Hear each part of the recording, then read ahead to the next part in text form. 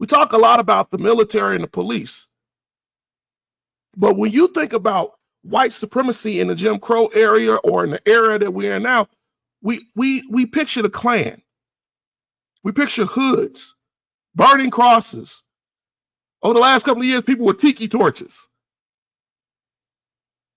But see, there's another face to that. That was just as powerful, that is just as significant, and just as relevant today. In the 50s and the 60s, they called them the White Citizens Council.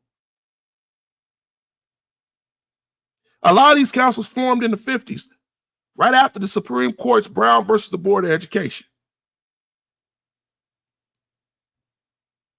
The founders of these clubs were doctors, lawyers, bankers, politicians, police officers, etc., etc. They wore ties. They look like businessmen. You can go back tonight and go look on other parts of YouTube or whatever, and they sat on school boards and chambers of commerce. They sat over companies. And they made it their business to make life hard for Black people. And see, unlike the Klan, the White Citizens Council, they didn't go ride out in the middle of the night and lynch people. No, they wanted your Black money, but they wanted it their way. They used what is called economic and political power as their weapons. They are the ones who said you wouldn't be able to vote for your mayor, your governor. If you were a Black parent who wanted to enroll your kid in a school, they were the ones who decided where your kid would go to school.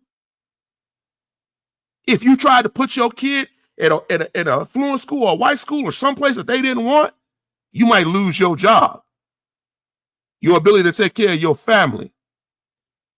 If you worked at one of their factories or their stores,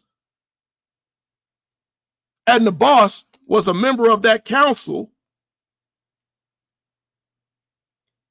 even if he was a minor member, because they had a hierarchy too, they put pressure on him to fire you. If you had a mortgage, the bank owner will suddenly call in your loan illegally. But who's to stop him from enforcing it? If you rented a house, they kick you out. They comprise lists of who were agitators. They comprise lists of who was part of the NAACP. They had spies in the churches, on your job.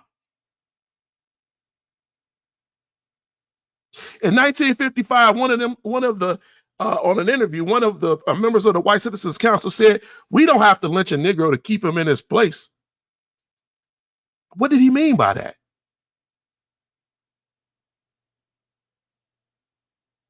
And you say, well, Eddie, this doesn't have any relevance today. Yes, it does. Because see, though you think it's just private intimidation, the White Citizens Councils work hand in hand with the state government. We saw that as the Civil Rights Movement started. In Mississippi, the state created the Sovereignty Commission. Go look that up. This was a taxpayer-funded agency used to spy on civil rights activists and was implicit in the death of many civil rights workers, Black, white, and whatever. And they passed whatever intel they had, grassroots, to the White Citizens Councils. So while the Klan was seen as a foot soldiers that would go out and burn and kill and murder, these councils, these commissions, they operated in broad daylight.